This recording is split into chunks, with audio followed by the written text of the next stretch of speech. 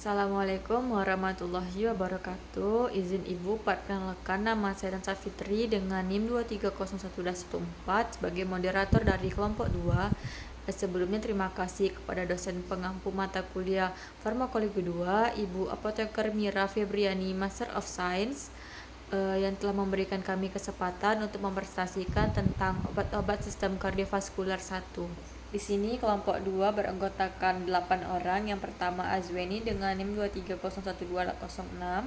Ada Erba Farhalina dengan NIM 2301212.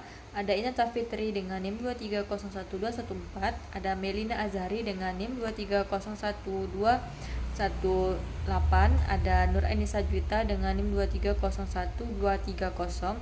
Ada Reski Nurinandini dengan NIM 2301233. Ada Syarkia Pratiwi dengan NIM 2301240 dan ada Torik El Hakwen dengan NIM 2201236.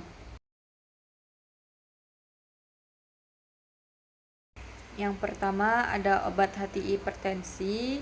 Hipertensi merupakan faktor resiko untuk banyak kasus koroner, namun demikian tekanan darah dapat diturunkan melalui terapi yang tepat, sehingga menurunkan resiko stroke, kejadian koroner, gagal jantung, dan ginjal.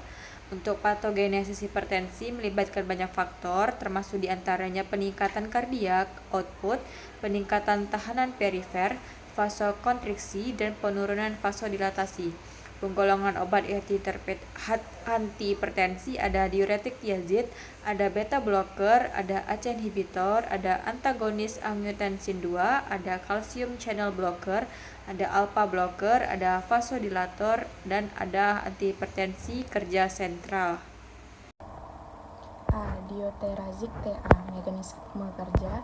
Diuretik bekerja dengan menurunkan tekanan darah dengan cara menghambat reabsorpsi sodium pada daerah awal tubulus dista ginjal, meningkatkan ekskresi sodium dan volume urin.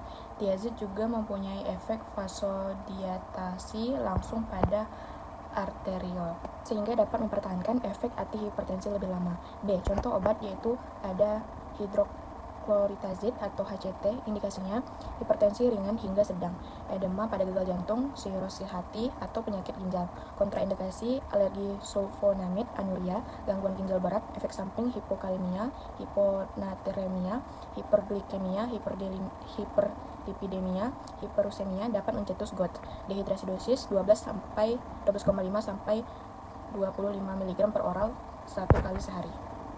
Selanjutnya ada beta blocker. Mekanisme kerja. Beta blocker memblok beta adrenoseptor. Reseptor diklasifikasi menjadi reseptor beta 1 dan beta 2. Reseptor beta 1 terutama terdapat pada jantung, sedangkan reseptor beta 2 banyak ditemukan di paru-paru, pembuluh darah perifer, dan otot lurik. Reseptor beta 2 dapat ditemukan di jantung, sedangkan reseptor beta 1 juga dapat dijumpai pada ginjal. Reseptor beta juga dapat ditemukan di otak. Contoh obat atenolol. Indikasi hipertensi, angina pectoris, pasca itermicor, aritmia. Kontraindikasi brakardia, blok jantung, asma bronkial berat, serta kardiogenik. Efek samping bradikardia, kelelahan gangguan tidur, bronkospasme, hipotensi, dan dosisnya 25-50 mg per oral 1 kali sehari, dapat ditingkatkan hingga 100 mg. Selanjutnya ada ACE inhibitor. Mekanisme kerja. Angiotenesis converting enzyme inhibitor atau ACEI menghambat secara kompetitif pembentukan angiotensin 2 dari prekursor angiotensin 1 yang indikatif yang dapat pada darah, pembuluh darah, ginjal, jantung, kelenjar, adrenal, dan otak. Penghambat pembentuk angiotensin 2 ini akan menurunkan tekanan darah. Contoh obat yaitu ada katropil. Indikasi hipertensi, gagal jantung, nefropatik, diabetik. Kontraindikasi kehamilan, riwayat angiodema, hiperkalemia, stenosis, rehabilital, efek samping batuk kering, hiperkalemia, hipotensi, angiodema, gangguan fungsi ginjal. Dosis 12,5 sampai 25 mg per oral 2-3 kali sehari. Selanjutnya, antagonis angiotensin 2. Mekanisme kerja. Reseptor angiotensin 2 ditemukan pada pembuluh darah dan target lainnya. Diklasifikasikan menjadi reseptor AT1 dan AT2. Reseptor AT1 memperantai respon farmakologis angiotensin 2 serta vasokontraindikasi pelepasan aldosteron dan oleh karenanya menjadi target untuk terapi obat. Contoh obat yaitu ada losartan, indikasi yaitu hipertensi, gagal jantung, nefropatik, diabetik. Kontraindikasi kehamilan, hiperkalemia, stenosis renal bakterial, efek samping pusing, terus ada hiperkalemia, gangguan fungsi ginjal atau jarang batuk, lebih sedikit dibanding ACEI, dosis 50 mg per oral 1 kali sehari dapat ditingkatkan menjadi 100 mg per hari. Selanjutnya ada calcium channel blocker. Mekanisme kerja calcium channel blockers atau CCB menurunkan infuksi ion kalsium ke dalam sel miokard. Sel-sel dapat dalam sistem konduksi jantung dan sel otot polos pembuluh darah.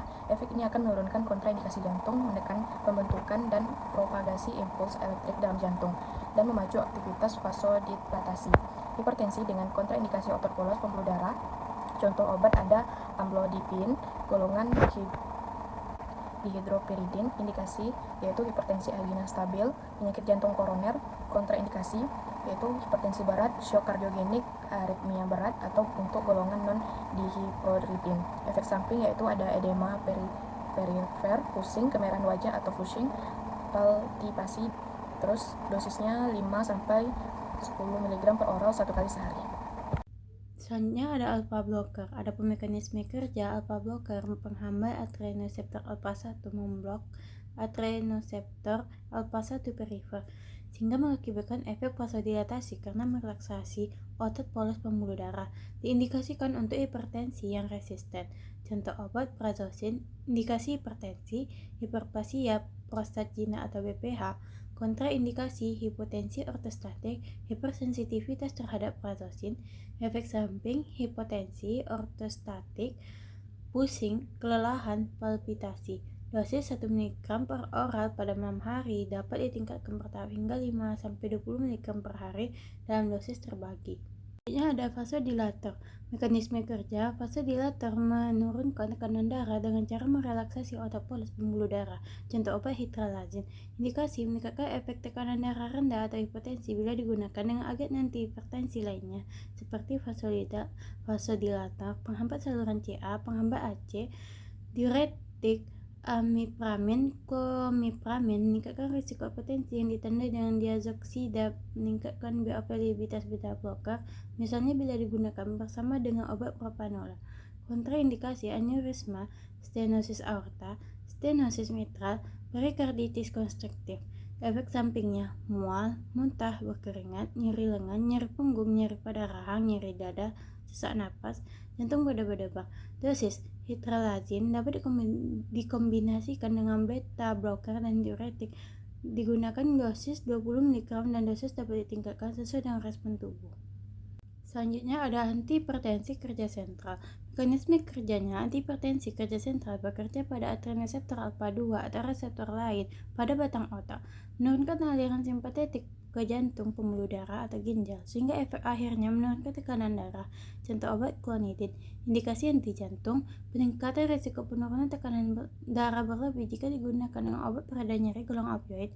Kontraindikasi pradiaritmia berat, efek samping kantuk, sakit kepala atau pusing, mulut kering, sembelit atau konstipasi, mual atau muntah.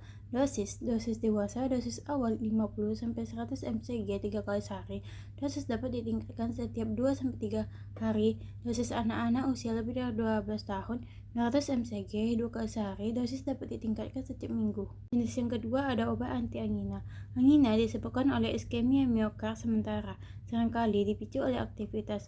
Untuk angina stabil, penyebab yang paling sering adalah rasa sakit oleh aktivitas khusus dan pencetus penghentian napas.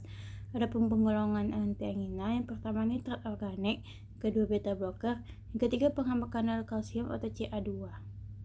Selanjutnya ada nitrat organik. Untuk mekanisme kerja yaitu nitrat organik bekerja dengan meningkatkan pelepasan prostacyclin PGI2 dari endotelium vaskular yang bersifat vasodilator. Untuk contoh obat ada isosorbit dinitrat, indikasi angina pectoris stabil, angina tidak stabil, gagal jantung kongestif. Untuk kontraindikasi ada hipotensi berat, shock, dan kardiogenik, serta lainnya. Lalu ada dosis 10-60 mg per oral dengan interval 4-6 jam. Untuk efek samping sakit kepala, wajah memerah, lalu ada hipotensi dan pusing. Selanjutnya yakni ada beta blocker. Mekanisme kerja menghambat selektif reseptor beta adrenergik secara kompetitif sehingga menurunkan denyut jantung, tekanan darah, dan kontraktilitas jantung yang pada akhirnya mengurangi kebutuhan oksigen miokard.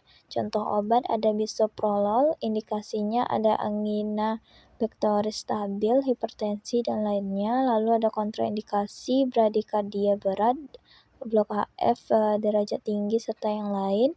Dan dosis 10-20 mg 1 kali sehari. Efek samping ada bradikardia, blok HF, kelelahan, bronkospasme, terutama pada pasien asma, lalu ada gangguan tidur. Penghambat kanal kalsium Ca2+.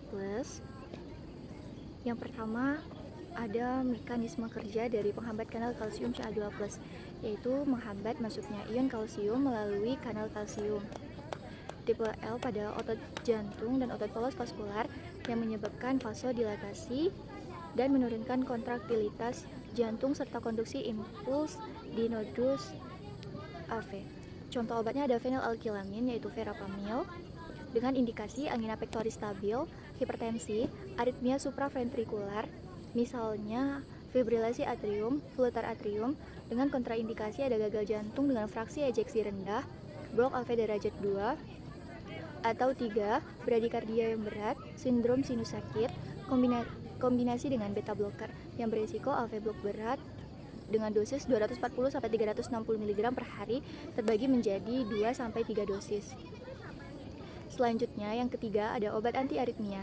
Aritmia atau disritmia adalah gangguan urutan irama atau gangguan kecepatan dari proses depolarisasi, repolarisasi, atau kedua-duanya yang terjadi pada jantung. Terdapat banyak jenis dari aritmia yang dapat berasal dari atrium atau ventrikel.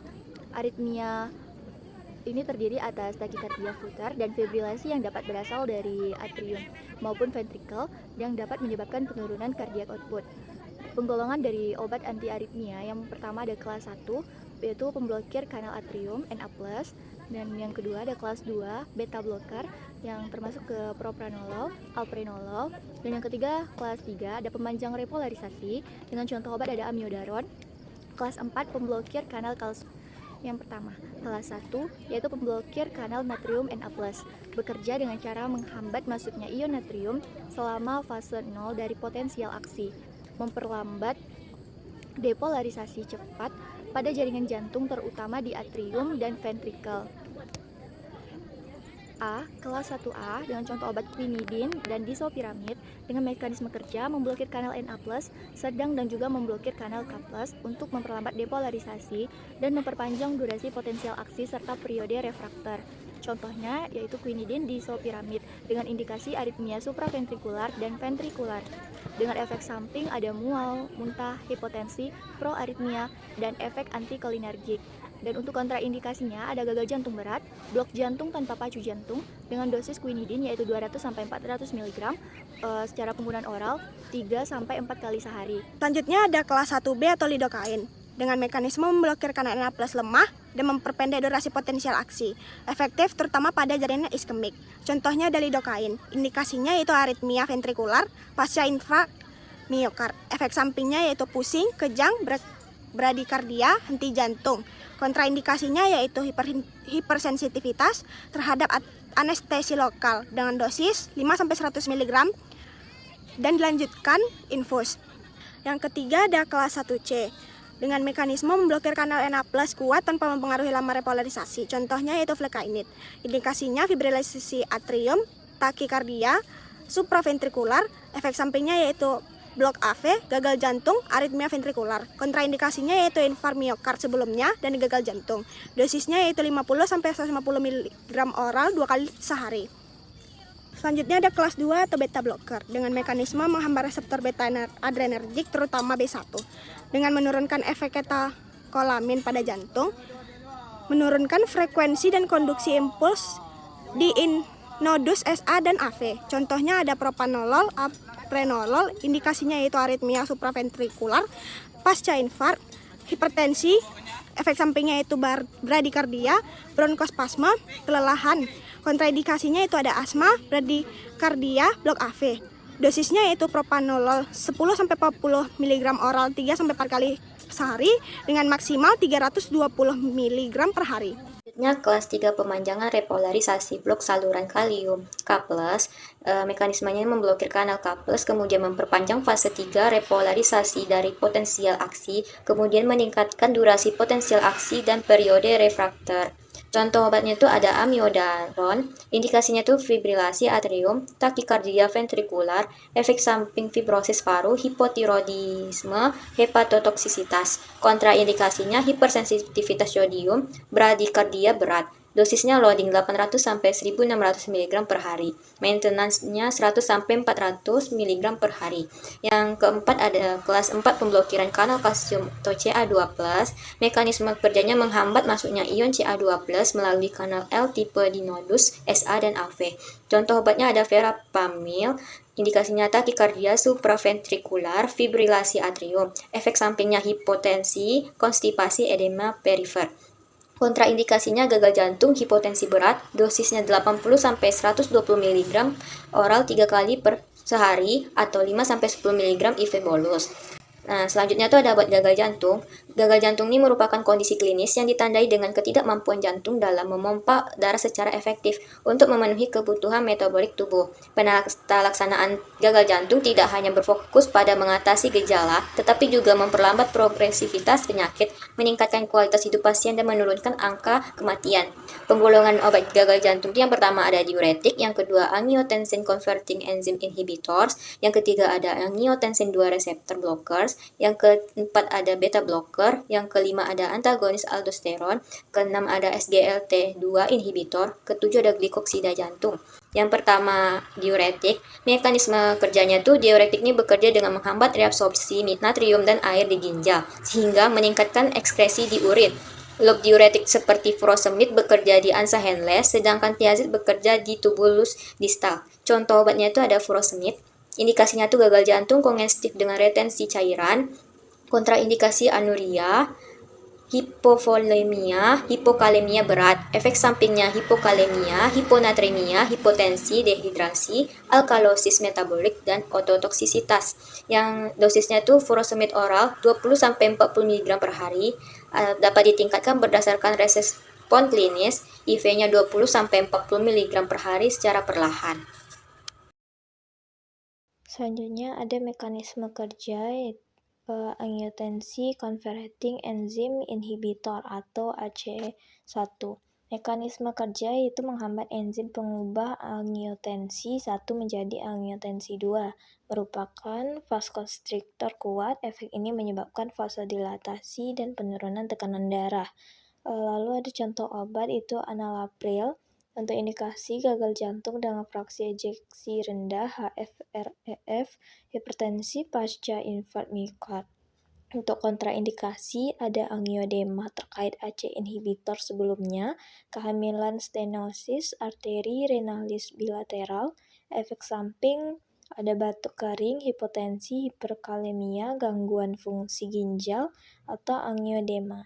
Dosis ada enalapril awal 2,5-5 mg per hari. Selanjutnya ada angiotensin 2 reseptor blocker atau ARB. Mekanismenya kerja menghambat reseptor angiotensin 2 pada otot polos, pembuluh darah, dan adrenal, sehingga mencegah vasokonstriksi dan retensi natrium. Contoh obat ada valsartan, indikasi gagal jantung, HFrEF, terutama pada pasien intoleran AC1, hipertensi. Kontraindikasi ada kehamilan, hipersensitivitas, stenosis, arteri renalis, dan bilateral. Nah, untuk efek samping ada hiperkalemia, hipotensi, gangguan ginjal, pusing. Lalu ada dosis valsartan awal 40-80 mg 2 kali sehari, maksimum 160 mg 2 kali sehari.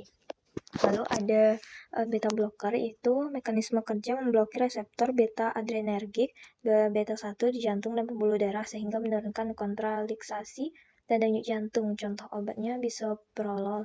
Lalu indikasinya tuh ada gagal jantung stabil, HFrEF, hipertensi aritmia pasca infark. Kontraindikasi ada bradikardia berat, blok AF derajat 2 atau 3 tanpa pacu jantung. Lalu ada asma berat. Efek sampingnya itu ada bradikardia, kelelahan, bronkospasme, hipotensi, gangguan tidur. Untuk dosis bisoprolol awalnya 1,25 mg per hari, ditingkatkan bertahan tiap minggu hingga maksimal 10 mg per hari. Selanjutnya ada antagonis aldosteron atau mineralocorticoid receptor antagonis atau MRA. Mekanismenya menghambat reseptor aldosteron di tubulus distal ginjal yang menurunkan reabsorpsi natrium dan air, serta meningkatkan ekskresi kalium. Contoh obat ada spironolakton, indikasi gagal jantung, NYHA kelas 3 sampai kelas 4, hipertensi, hipokalemia, atau kontraindikasi hiperkalemia, gangguan ginjal berat, GFR kurang dari 30 mili per mil. Lalu Addison disease.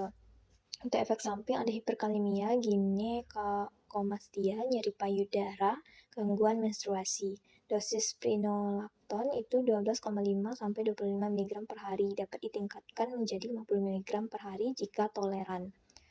Selanjutnya ada SGLT2 inhibitor atau sodium glucose CO transporter 2 inhibitor. Mekanisme kerja itu menghambat reabsorpsi glukosa dan natrium di tubulus proksimal ginjal, menyebabkan diuresis osmotik dan penurunan tekanan intravaskular. Contoh obat itu dapagliflozin, indikasinya gagal jantung HFrEF dan HFpEF, diabetes tipe 2, kontraindikasi diabetes tipe 1, ketoasidosis, diabetik, gangguan ginjal berat, GFR-nya kurang dari 30 mili per menit per 1,73 mili kuadrat. Efek sampingnya itu infeksi saluran kemih, infeksi genital, dehidrasi, hipotensi. Lalu ada untuk dosis dapagliflozin 10 mg sekali sehari untuk oral. Selanjutnya ada glikosida jantung, itu mekanisme kerja menghambat Na+ atau K+ minus ATPase, meningkatkan kalsium intraseluler yang memperkuat kontramiokard.